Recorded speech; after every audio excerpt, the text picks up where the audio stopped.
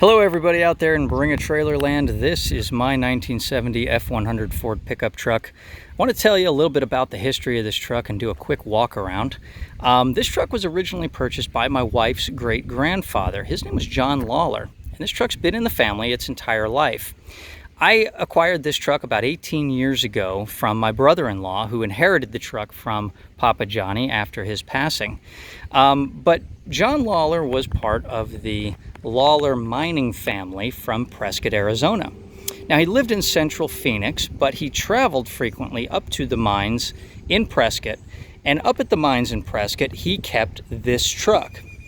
Consequently, this truck did not accrue very many miles. To this date, it's only got 36,000 miles on it. Now, I can't verify that, but I have talked to everybody in the family, and they all tell pretty much the same story, and that is that this truck was left up in Prescott at the mines for him to use only up at the mines.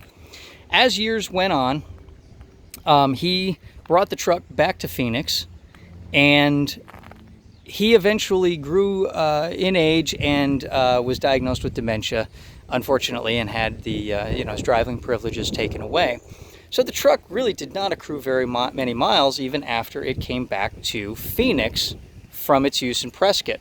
While it was being used in Prescott, he and the wife would drive up to Prescott on the week, during the week or the weekends, a couple times a month, whatever.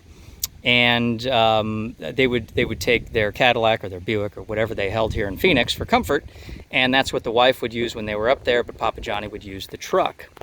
So again, it would just really never accrued very many miles, and it's never been wrecked, it's never been rusted out, it's never been anything, and I have to believe that 36,000 miles is accurate. The reason I say that is I've owned a few of these trucks, and I know what they drive like after 100,000 miles. And this truck drives like a 36,000 mile truck. Moving to the interior real quick, just want to point out a couple of things. The seat was reupholstered probably about 15 years ago, green velour with a marbled vinyl on the edges. The only flaw really with the interior is the seat belt buckle for the driver's seat. Unfortunately, the plastic has cracked off of it a few years ago, and I wasn't able to find a replacement, but I'm sure that somebody who's resourceful can find that replacement. The seatbelt does work, though. It just doesn't have the trim cover on it like the passenger side does. The mileage, you can see, 36,000 and some change. Hopefully you can see that. The truck also was optioned with 2 gas tanks, one in the bed and one in the cab. Aftermarket AC has been added, and because we have a vent now where the switch used to be, the gas tank gauge switch was relocated over to the kick panel there. You can see the original selector switch is still there, and both tanks are clean and both gauge sending units do work. We can see the aftermarket AC system there below, and you can see the temperature in here is about 110. It is hot right now in Phoenix, but there is another video showing me going down the road and the AC blowing at about 45 degrees, so the AC is actually very, very effective. In the headliner, I've got a late model Alpine head unit with a CD player and the kicker speakers up in the headliner, and newer Blaupunk 5x7s in the doors. Everything else in the interior is all original. The steering wheel is in very good shape. You can see that there's no splits or cracks that are typical of a cold weather climate. Obviously, this sat in a warm weather climate its whole life. And after, Papa Johnny brought it down to Phoenix, it didn't do a whole lot of garage duty for a few years. And that's really what gave it the fantastic patina that is this sort of sunburned Arizona paint job. And it's not a paint job, folks. This is the original paint. That's one of the reasons I love this truck. Looking down the side, you can see that the paint actually still shines going down the side. And this is the original single stage lacquer paint job. There's no clear coat or anything on this. Something else I love about this truck are these mirrors.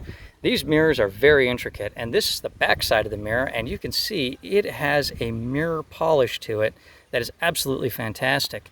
All the brackets, everything has been polished. This was all originally polished by Ford, but I repolished this some time ago.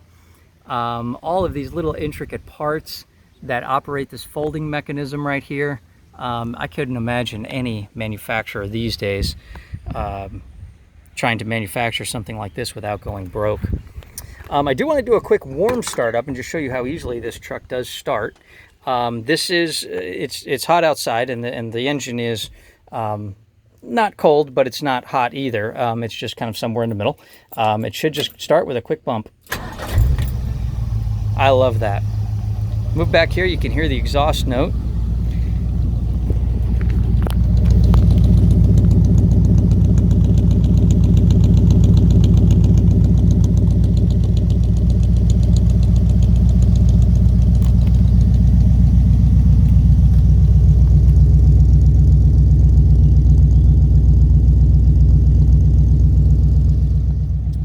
The exhaust system was installed about 20 years ago and was a custom fabricated job. You can see the tips,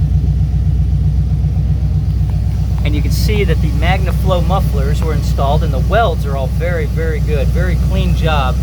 It is the full length. It goes all the way up to the back of the headers and meets up with the exhaust manifolds.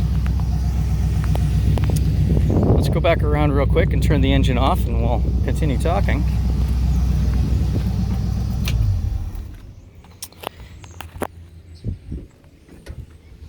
The wheels were on the vehicle when I got them. Not really sure where they came from, but they are like a 70s era sort of aftermarket wheel, and I think they look fantastic personally. The Toyo tires still have a lot of meat left in them. They are from 2011. Sorry, that's upside down, but that is a 2011 date stamp. So they're about 9 years old now. But they still have a lot of meat on them. They get rotated fairly regularly. But this truck has only about 36,000 miles on it. I got it when it had about 25 or 26,000 miles. So I put about 10,000 miles on it over the years. And I put these tires on again back in 2011. Couple little things I want to point out. This just goes along with the history of the truck. This rub mark right here was the result of driver training for my brother-in-law's 16 or 17-year-old girlfriend at the time. And she got into something, we're not really sure. Basically took the bumper and put it into the marker lamp panel right here and folded the fender up about, I don't know, half an inch or something. When I got the truck, I discarded the bent bumper, installed this one about 20 years ago. It's still, the chrome on it shines like new. And I bent the fender back out and kind of tried to straighten out this panel, but it is why this marker light sits just a hair crooked. Obviously a professional bodyman, which I'm not, could straighten that out and put that fender back into use without having to go aftermarket. The thing is, I didn't want to paint the truck. I want the original paint on the truck, and I love it. But I didn't want to get that done for fear of it not matching. This truck did also come with the original optional, I should say, toolbox down here. All the rubber gaskets are still pliant, and I used to haul, you know, just my an extra quart of oil and maybe a tie down. And even Papa Johnny had a little bit of a sense of humor, but he had priorities, and he put in his bottle opener right there. I always thought that was kind of cool, and that was all Papa Johnny's little handiwork. Another little example of Papa Johnny's handiwork here is he decided he needed a cup holder back in the day. So he fabricated this.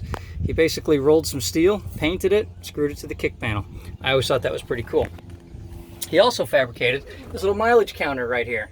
It's just a little plastic mileage counter, but he fabricated the bracket that it sits in. And I always had a hard time taking little things like that out. I thought they were very cute. It was just kind of a testament to his ingenuity and maybe his boredom on some days. I'm not really sure.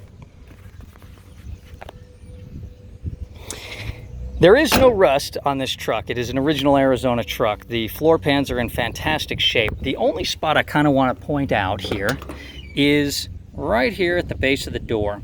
And as you can see, this is where the body and the seam meet, and it's right here kind of where some mud can collect. And going inside the door a while back, I discovered that there was a little pile of mud right here. And I think that's what caused this little bit of rust. It's very superficial, very easy for a body man to fix if it was something you wanted to fix. But here in Arizona, that has never gotten any worse, and obviously I cleaned out all the mud that was behind here years ago so it wouldn't get any worse.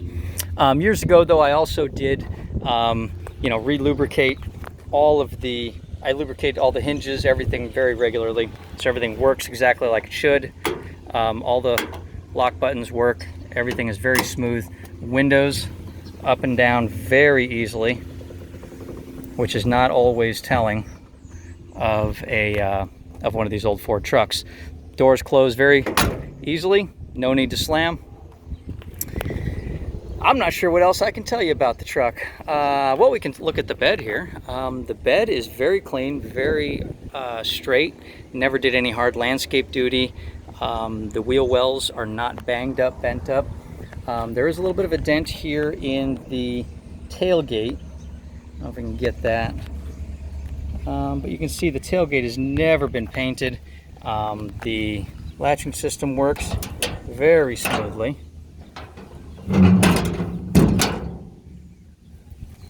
And I even keep the original 1969 plates on it because I think they're cool.